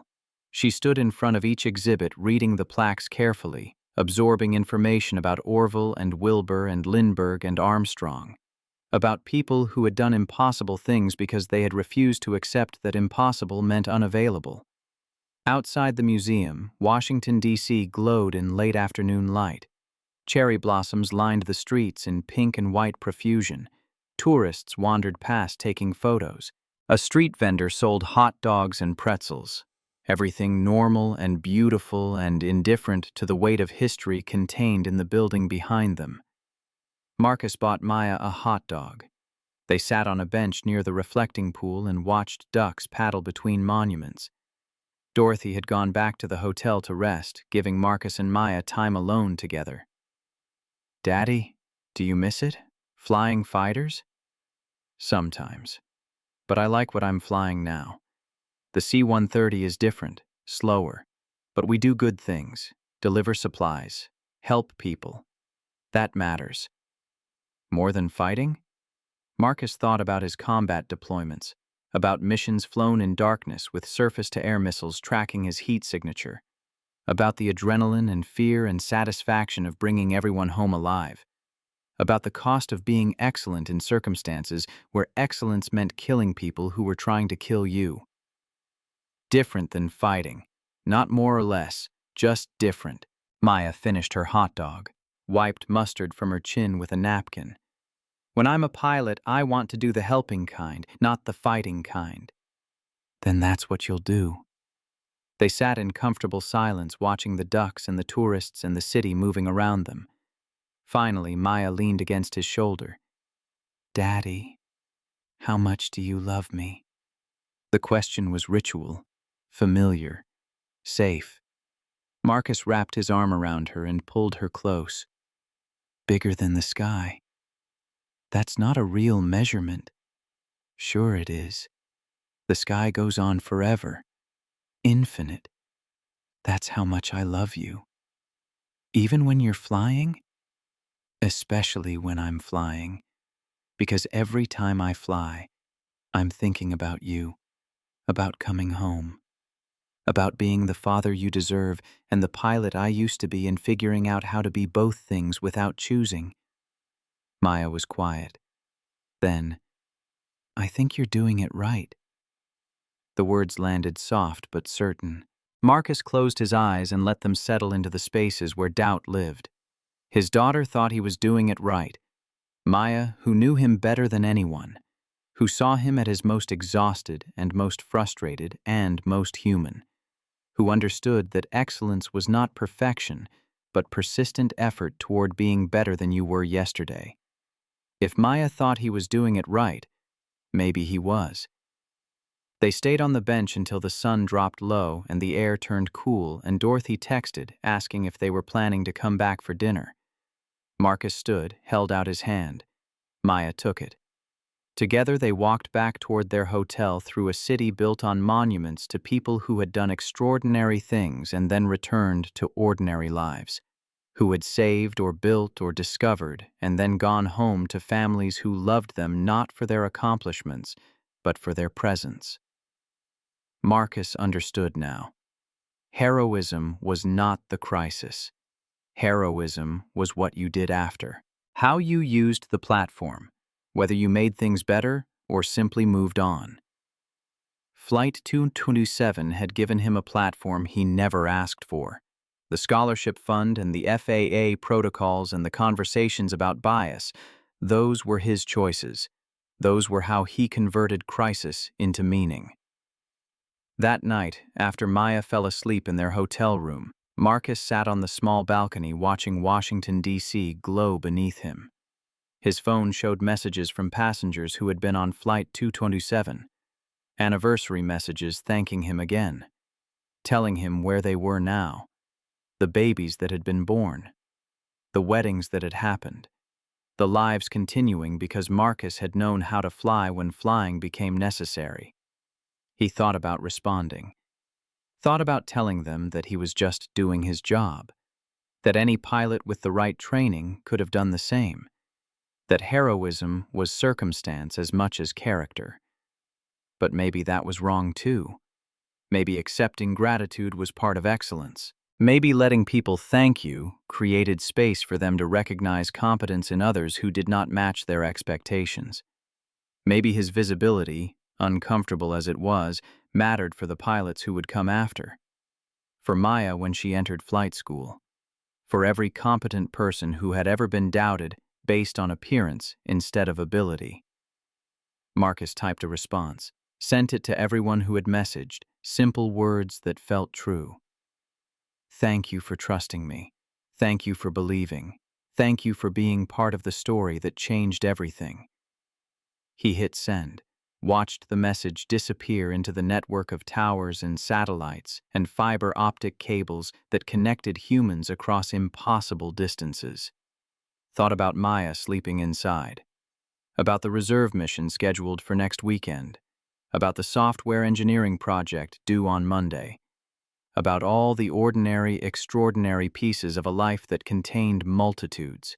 The sky over Washington stretched infinite and dark and full of stars that had been burning for millions of years before humans learned to fly and would keep burning long after. Marcus looked up at them and thought about his daughter's question, "How much do you love me?" And his answer, bigger than the sky. It was true, all of it. The love and the flying and the coming home. The excellence and the doubt and the persistent effort to be better. The weight of proving yourself and the joy of being believed. The crisis and the aftermath and the slow work of turning survival into meaning. Marcus Hayes was a software engineer, a father, a pilot, a man who had saved 243 lives and changed an industry and taught his daughter that excellence was its own permission. He was all of these things at once because the choice had always been false. You did not have to choose. You just had to be brave enough to be everything you were. He stood, went inside, checked on Maya one more time. Door cracked 3 inches, hall light dimmed, stuffed elephant propped on her pillow. Kissed her forehead. Whispered words she could not hear, but he needed to say. I'm proud of you. And I'm coming home. Always coming home. Bigger than the sky, baby girl. Always and forever. Then he went to bed.